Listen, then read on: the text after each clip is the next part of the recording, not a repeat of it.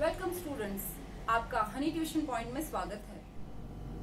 Students, आज हम history का फर्स्ट चैप्टर पढ़ेंगे। हमारे चैप्टर का नाम है ईंट, मनके और अस्थियां। वैसे तो हिस्ट्री अपने आप में एक बहुत ही रोचक विषय है अगर इसे ध्यान से पढ़ा जाए तो। ठीक है, तो हमारा आज का विषय हम हड़प्पा सभ्यता या सिंधु सभ्यता से जुड़ी हुई पढ़ेंगे। ठीक है, हड़प्पा सभ्यता या सिंधु सभ्यता। अब मैं आपको बता दूं कि इस सभ्यता का नामकरण कैसे पड़ा। ये भारतीय इतिहास की सबसे प्राचीनतम सभ्यता मानी जाती है और इसका नाम पड़ा, हड़प्पा का नाम पड़ा, जो सबसे प्रथम शहर ढूंढा गया था वो शहर था हड़प्पा। इसीलिए पहला जो शहर ढूंढा गया हड़प्पा, हमने उसके नाम पे इस सभ्यता का नामकरण कर दिया हड़प्पा सभ्यता। दूसरा इसका नाम है सिंधु घाटी सभ्यता। इसको सिंधु घाटी सभ्यता क्यों कहते हैं? क्योंकि ये सिंधु नदी के किनारे बसी हुई है। शुरू में ये सिंधु नदी के अगल बगल ही बसी हुई बस्तियां पाई गई हैं, बाद में इसका बहुत दूर तक बिखराव फैला है उसके बाद धीरे धीरे। इसीलिए क्योंकि ये सबसे पहले सिंधु नदी के किनारे बसी थी तो हम इसे सिंधु सभ्यता भी कहते हैं। तो इसका नामकरण कैसे हुआ इस विषय में आप समझ चुके होंगे। ये भारत के प्राचीनतम सभ्यता है जो हड़प्पा या सिंधु सभ्यता के नाम से जानी जाती है। एक चीज और जानना आपका जरूरी है, इस सभ्यता का कालखंड, ये कितना प्राचीन है, ये कब की सभ्यता है। ठीक है, ये जानना बेहद जरूरी है। तो हम इसके कालखंड या टाइम पीरियड के बारे में बात कर लेते हैं। इसका जो टाइम पीरियड है वो ईसा पूर्व माना जाता है। ईसा पूर्व यानी बिफोर क्राइस्ट ऑफ एरा इसको माना जाता है। कितना? 2600 वर्ष पहले, ईसा पूर्व 2600 वर्ष पहले इसका समय माना जाता है।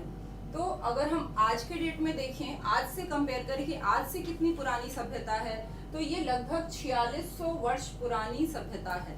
लगभग आप ऐसे याद रखिए कि 4500 साल पुरानी ये सभ्यता है। ठीक है, अब हम कालखंड के बारे में हमने बहुत डिटेल में पढ़ लिया और हमें अपने परीक्षाओं के लिए इतना ही जानना आवश्यक है इसके कालखंड के बारे में। अब हम आएंगे इसके स्रोतों के बारे में।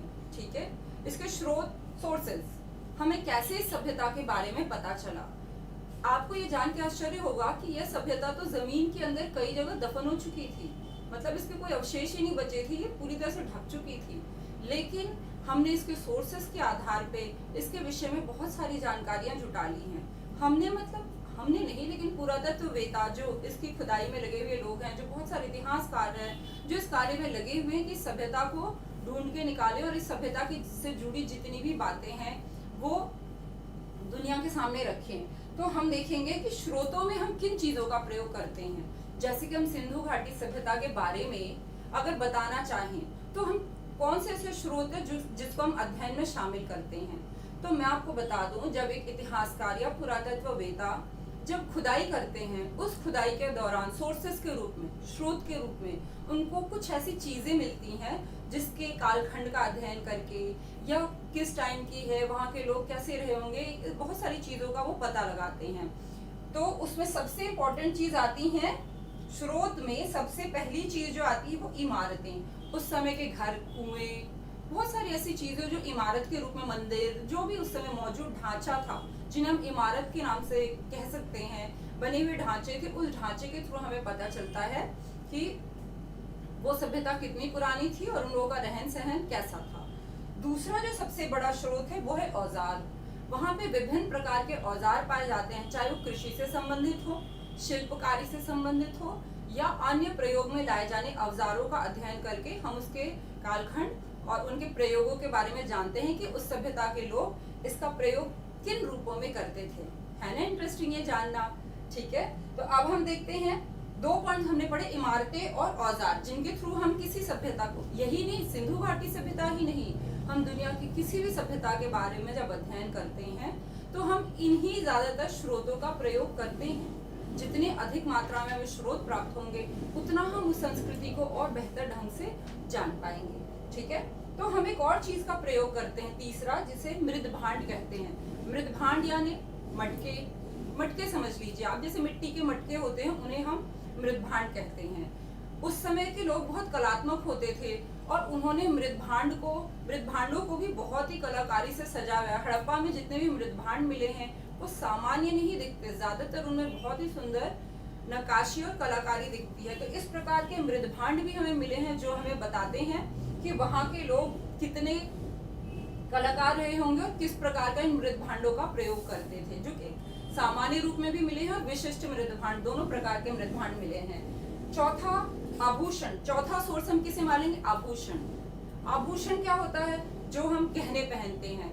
लेकिन आज के समय की तरह सिर्फ औरतें ज्यादा आभूषण नहीं पहनती थी। आभूषण जो है, आप देखिए, आभूषण, ये सारे आभूषण मर्द भी पहनते थे और औरतें भी, यानी स्त्री और पुरुष दोनों ही आभूषण पहनते थे बराबर मात्रा में। ठीक है, तो आभूषणों से भी हमें पता चलता है कि वो किन धातुओं का, किस तकनीक का प्रयोग करके इन आभूषणों को बनाते थे। क्या उन्हें धातुओं के बारे में भी जानकारी थी? क्या उन्हें रंग बिरंगे पत्थरों के बारे में जानकारी थी? इन सब चीजों, या वो अपने आप को कितने सौंदर्य या साज सज्जा से रखते थे, इन सब विषयों का पता हमें आभूषण से चलता है। हमारा पांचवा और बहुत ही महत्वपूर्ण है मोहरे। मोहरे, अक्सर बच्चे भ्रम में पड़ जाते हैं, मोहरों का मतलब पैसे से समझ लेते हैं। यहाँ मोहरों का मतलब पैसा नहीं है। यहाँ आप देख सकते हैं मोहरे मतलब स्टैम्प, स्टैम्प वाली मोहर। ठीक है, तो मोहरों से भी हमें पता चलता है कि किस समय व्यक्ति वहां व्यापार करते थे, या आम प्रयोग में भी लाने वाली बहुत सारी मोहरे हैं। मोहरे विशेषकर लोग अपने पर्सनल यूज के लिए यूज नहीं करते थे। नॉर्मली जब उन्हें कुछ लेन देन करना होता था या अपने कोई वस्तु को दूसरे व्यक्ति से आदान प्रदान करना होता था, वस्तु विनिमय प्रणाली थी, तो इन सब कार्यों में, ये दूरस्थ कहीं दूर स्थान पे व्यापार करना होता था, तो वो थैले के ऊपर मिट्टी की मुहरें लगा के, जिससे उनकी पहचान हो सके, निजी व्यक्तिगत पहचान हो सके, उन सब चीजों के लिए मोहरों का प्रयोग करते थे। तो आप भ्रम में ना रहे, मोहरे मतलब पैसा वाला मोहर नहीं, यहाँ पे मोहरे मतलब स्टैंप वाला मोहर, जिससे किसी के व्यक्ति की पहचान होती है। ठीक है, ऐसे मोहरों का प्रयोग करते हैं। और सबसे अंत में मिली है मूर्तियां। मूर्तियां विभिन्न प्रकार की, स्त्रियों की मूर्तियां, वहाँ पे कई जानवरों की मूर्तियां, चित्रकारी भी मिली है। और वहाँ की भाषा भी, अगर लिखित रूप से कोई चीज मौजूद है तो उसे भी हम क्या मानेंगे? शिलालेख समझ लीजिए, कुछ भी, उसे हम सोर्स ही मानेंगे। हमें इन सारे चीजों का प्रयोग हम किस रूप में करते हैं? हड़प्पा संस्कृति को जानने में और समझने में। ठीक है, तो उम्मीद है अब आपको ये दो महत्वपूर्ण प्रश्नों के जवाब मिल गए होंगे कि इस संस्कृति का कालखंड क्या है और इस संस्कृति का स्रोत क्या है। अब हम आगे बढ़ते हैं कि ये संस्कृति कहाँ तक फैली हुई थी, इसका विस्तार कहाँ था और इसे ढूंढने का कार्य किन्होंने किया। ठीक है, हम हड़प्पा संस्कृति के विस्तार के बारे में चर्चा करते हैं। ये मुख्यतः 3 देशों में फैला हुआ था, अभी तक हमें जो प्रमाण मिले हैं उसके अनुसार, जिनमें अफगानिस्तान, पाकिस्तान और भारत के पश्चिमी और उत्तरी हिस्से पाए गए हैं। भारत के कुछ प्रमुख राज्य इसमें शामिल हैं, जैसे आप मैप में देख सकते हैं, जम्मू कश्मीर हो गया, उसके बाद आप देखेंगे हरियाणा हो गया, राजस्थान हो गया, पश्चिमी उत्तर प्रदेश हो गए, गुजरात हो गया। ये ऐसे राज्य हैं जहाँ पे हड़प्पा संस्कृति के प्रमाण या पूरा स्थल पाए जाते हैं। इनके नाम अलग अलग हैं, आप इन्हें अलग अलग नामों से जान सकते हैं। जैसे पाकिस्तान में शहरों के अलग नाम है, अफगानिस्तान में अलग नाम है, जिसके बारे में विस्तार से पढ़ेंगे।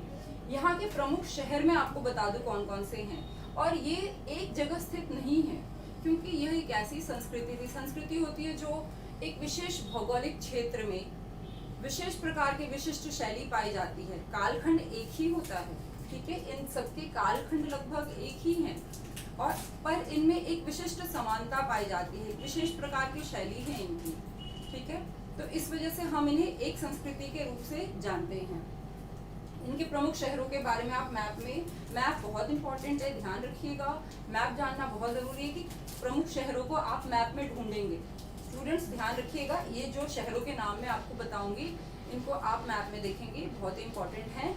इनमें सबसे ऊपर हड़प्पा शहर, ठीक है, दूसरा मोहनजोदारो, लोथल, धौलावीरा, कालीबंगन, बनावली, नागेश्वर, चामुंडड़ो, चुर्तघई, ये वो शहर हैं जो हमें, या वो बस्तियां हैं जो लोथल, जो हड़प्पा कालीन बस्तियां हैं, ये सारी बस्तियां हमें बताती हैं कि इनकी संस्कृति कैसी रही हो। खोजकर्ताओं के बारे में जब भी हम बात करेंगे तो हम देखेंगे कि इनमें 4 प्रमुख लोगों का नाम विशेष महत्व रखता है। ठीक है, सबसे पहले जो नाम हमारे खोजकर्ताओं में शामिल है उनका नाम है जनरल कनिंघम। वो भारत के पहले पुरातत्व सर्वेक्षण के अधिकारी थे। ठीक है, जिनका नाम था general Cunningham. General Cunningham Bharat में आए तो उन्हें जो अंग्रेजी सरकार थी उन्होंने उनको कार्य सौंपा कि वो भारत के जितने भी इतिहास से संबंधित या भूमि का सर्वेक्षण करें। इसी सर्वेक्षण के संदर्भ में वे सिंधु घाटी के किनारे भी पहुंचे। वहाँ पे उन्हें कई सारे प्रमाण भी मिले सिंधु घाटी से संबंधित, लेकिन जनरल कनिंघम इसे भारत की प्राचीन संस्कृति से नहीं जोड़ पाए। उन्हें कई प्रमाण मिले लेकिन वो हमारी भारतीय संस्कृति से जुड़ी थी, इसका उससे वो नहीं। असल में उनके मन के अंदर एक भ्रम था, उनके अंदर ये भ्रम था कि हमारी जो संस्कृति है वो गंगा नदी के किनारे है। ये इनका प्रमुख भ्रम था कि जो भारत की संस्कृति होगी वो गंगा नदी या यमुना नदी के किनारे से विकसित हुई होगी। उन्होंने कभी सोचा भी नहीं था कि वो सिंधु नदी के किनारे तक भी पाई जा सकती है। दूसरा उनका भ्रम ये था कि उनको ऐसा लगा कि भारत की जो संस्कृति है वो चौथी या 7वीं शताब्दी के मध्य में प्रारंभ हुई है, और ये तो काफी उनको ये उससे भी ज्यादा प्राचीन संस्कृति लगी, तो उन्हें ये भारत का हिस्सा नहीं लगा। ठीक है, और उन्होंने भारत को जानने के लिए, भारत की सभ्यता, संस्कृति और इतिहास को जानने के लिए जो चीनी यात्री भारत में आए थे, और जो बौद्ध धर्म से संबंधित किताबें थी उसका अध्ययन करके उन्होंने इसको जानने की कोशिश की। इसलिए इन किताबों में हड़प्पा संस्कृति के बारे में हमें ज्यादा विस्तार से नहीं मिलता, तो उन्हें ऐसा लगा कि ये जो हड़प्पा संस्कृति है, जिसे हम आज हड़प्पा कह रहे हैं, वो कोई ऐसी ही छोटी बस्ती रही होगी और उन्होंने कोई विशेष ध्यान नहीं दिया। हालांकि उन्होंने रिपोर्ट बना के अपनी सरकार को 1875 में भेजा था, लेकिन अंग्रेजी सरकार ने उसका कोई जवाब नहीं दिया। इसीलिए इसकी खोजकर्ता में हम जनरल कनिंघम का नाम नहीं लेते। हाँ, वो वहाँ पहुंचे जरूर थे, पर वो उसके महत्व को समझ नहीं पाए थे, वो भ्रम के शिकार हो गए थे। ठीक है, भ्रम मैंने आपको भी समझा दिया कि उनके भ्रम क्या थे। उसके बाद टाइम आया 1921 का। 1921 में आईएसएन जॉन मार्शल आए। वे इससे पहले भी पुरातत्ववेत्ता के रूप में कई जगह पे कार्य कर चुके थे। मेसोपोटामिया की सभ्यता और मिस्र की सभ्यताओं में वे अपने प्रयोग कर चुके थे, तो उन्हें खुदाई के विषय में बहुत विस्तृत जानकारी थी। जॉन मार्शल ने दयाराम साहनी के साथ, जो कि एक भारतीय पुरातत्ववेत्ता थे, मिलके 1921 में हड़प्पा को ढूंढ निकाला। हड़प्पा वैसे तो उस समय काफी जर्जर अवस्था में थी, लेकिन अब तक की भारत की सबसे प्राचीनतम बस्ती हड़प्पा को ही माना जाता है। तो हम ये कह सकते हैं कि भारत की शुरुआत जो है, सभ्यता है, वो हड़प्पा से ही शुरू हुई होगी, क्योंकि इससे प्राचीन बस्ती अभी तक भारतीय इतिहास में प्राप्त नहीं हुई है। ठीक है, तो इन दोनों का योगदान, जॉन मार्शल, दयाराम साहनी, इनका भी योगदान हड़प्पा को ढूंढने में बहुत महत्वपूर्ण रहा है। इन तीनों महोदयों का आप यहाँ पे चित्र देख पा रहे होंगे, जिनका योगदान हमारे इतिहास में इतना महत्वपूर्ण है। ये 1921 की बात है। अब हम थोड़ा और आगे बढ़ते हैं। तो आरडी बनर्जी, इन्होंने मोहनजोदारो शहर को ढूंढा, जो उस समय दुनिया की सबसे बड़ी नगरीय शहरी सभ्यता थी। मोहनजोदारो शहर को ढूंढने का श्रेय किसको जाता है? आरडी बनर्जी। ये भी एक इतिहासकार और भूगोलवेत्ता थे, जिन्होंने खुदाई करके किस शहर को निकाला? मोहनजोदारो शहर को, जो कि बहुत ही हड़प्पा से तो बहुत ही बेहतरीन स्थिति में थी और आज भी है। उसके अवशेष देख के हम एक शहर की पूरी स्थिति के बारे में अवलोकन कर सकते हैं और पता लगा सकते हैं। इसीलिए जब भी हम हड़प्पा के बारे में पढ़ेंगे तो हम 90% हमारा कंटेंट किसके इर्द गिर्द होगा? वो मोहनजोदारो और बाकी शहरों के इर्द गिर्द होगा, क्योंकि हड़प्पा से हमें कोई बहुत विशेष जानकारी नहीं मिल पाती। ठीक है, और अंत में आएंगे RIM व्हीलर। इनका भी अपना योगदान था। 1944 में ये भारत में आए। आके इन्होंने, फिर ये भी डायरेक्टर जनरल ही थे, इन्होंने आके और यहाँ खुदाई का काम शुरू किया। इनका एक सबसे अच्छा महत्वपूर्ण पॉइंट ये था कि इन्होंने, John Marshall, Dayaram Sahni, RD Banerjee, इन्होंने जिस तरीके का प्रयोग किया था खुदाई के लिए, वे टीले को पूरे एक साथ खोद के फिर उन वस्तुओं को अलग अलग क्लासिफाई करते थे। ये तरीका देखा जाए तो उतना सही नहीं है, उतना उत्तम तरीका नहीं है, क्योंकि इससे संस्कृतियां जो अलग अलग लेयर में, अलग अलग स्तरों में बसी होंगी, उनके बारे में अलग अलग जानकारी नहीं मिल पाती। इस कमी को दूर किया RIM व्हीलर ने। 1944 में इन्होंने खुदाई और इन्होंने टीला संस्तर पद्धति का प्रयोग किया। उन्होंने टीले को अलग अलग स्तरों पर, अलग अलग संस्तरों पर खुदाई की और हर संस्तर को अलग अलग समय कालखंड से जोड़ा और उसको और ज्यादा विस्तृत अध्ययन दिया। लेकिन इनके सामने परेशानी तब आई जब 1947 में देश बट गया, तो बहुत सारा हिस्सा पाकिस्तान में चला गया, अफगानिस्तान अलग हो गया, भारत, अफगानिस्तान तो वैसे पहले ही अलग था, भारत के पास जो हिस्सा रह गया, अब इन्होंने यहाँ पे खुदाई शुरू की और इनकी खुदाई के कारण हमें अनेक शहरों का पता चला, जिनमें धौलावीरा, कालीबंगन, लोथल, ये सारे जगह इनके खुदाई के वजह से ही हम आज जान पाते हैं और इसमें इनका महत्वपूर्ण योगदान रहा है। तो ये हैं हमारे महत्वपूर्ण खोजकर्ता, जिनके विषय में आप अपनी किताब में और ज़्यादा डिटेल में। हड़प्पा सभ्यता की आरंभिक जानकारी के बाद हम अब इसकी कुछ विशेषताओं की तरफ ध्यान देंगे।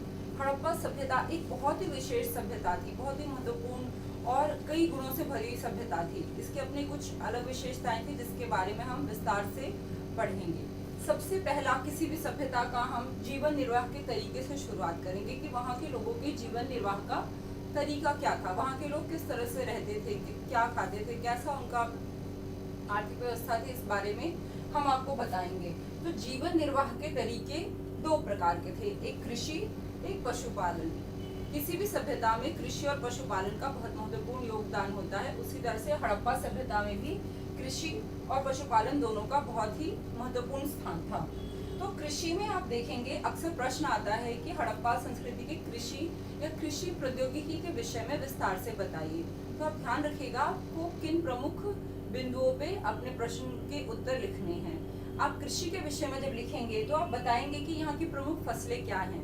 जैसा कि आपको पता है कि हड़प्पा में जौ, गेहूं, तिल, कई तरह की दालें, ये सारी चीजें यहाँ पे पाई जाती थी। यहाँ पे चावल कम पाए गए हैं। हड़प्पा की प्रमुख फसलें यही थी। प्रमुख फसलों के बाद हम देखेंगे कि यहाँ की प्रौद्योगिकी क्या थी। यहाँ की प्रौद्योगिकी यानी किस प्रकार से किसान खेती करते थे और किन औजारों का प्रयोग वो किया करते थे। इसमें आप देखेंगे कि कृषि प्रौद्योगिकी में उनको क्या खेत जोतना आता था, किन औजारों का प्रयोग करते थे, क्या हल बैल का इस्तेमाल करते थे, इस तरह की चीजें हम प्रौद्योगिकी में देखेंगे। तो हमने ये पाया कि हड़प्पा संस्कृति के लोगों को हल बैल की भी जानकारी थी, क्योंकि वहाँ पे जुते हुए खेत भी मिले हैं, तो वहाँ की प्रौद्योगिकी उन्नत थी, उन्हें इस विषय में जानकारी थी। इसका प्रमाण ये है, हालांकि हल बैल और हल ये अभी प्रमाण के रूप में तो नहीं रह सकते, हल जो होता है वो लकड़ी से बना होता है, लेकिन वहाँ कुछ खिलौने मिले हैं जिनको देख के ऐसा लगता है कि इसका प्रयोग अवश्य से हल बैल के रूप में खेतों में होता होगा। जुते हुए खेत भी मिले हैं, कई जगह जुते हुए खेत मिले हैं, जिससे पता चलता है कि लोगों को खेत जोतने की तकनीक के बारे में जानकारी थी। उसके बाद आप देखेंगे औजार, ये क्योंकि ये इन्हें लोहे की जानकारी नहीं थी, ये एक ताम्र या कांस्ययुगीन सभ्यता थी, तो इन्हें तांबे और कांस्य के बारे में तो पता था, लेकिन लोहे के औजारों का प्रयोग ये कटाई या कृषि के अन्य उपकरणों के रूप में नहीं करते थे।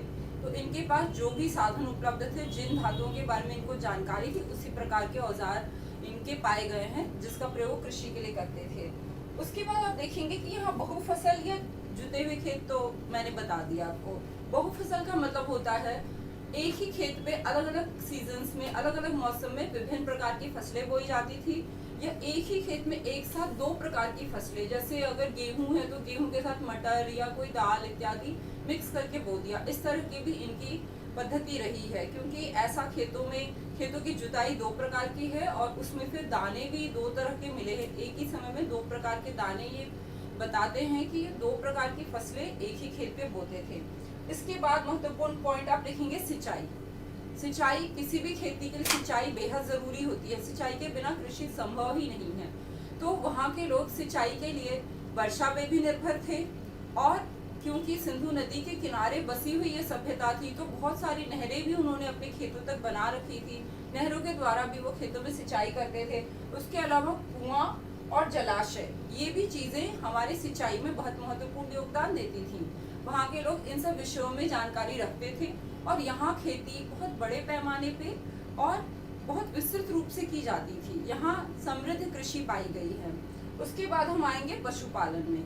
पशुपालन में जानते हैं, कोई भी किसान अगर उसकी कृषि किसी प्रकार से नष्ट हो गई या अच्छा पैदावार नहीं हुआ, तो विकल्प के रूप में वे पशुपालन और पशुओं का इस्तेमाल किया करते थे।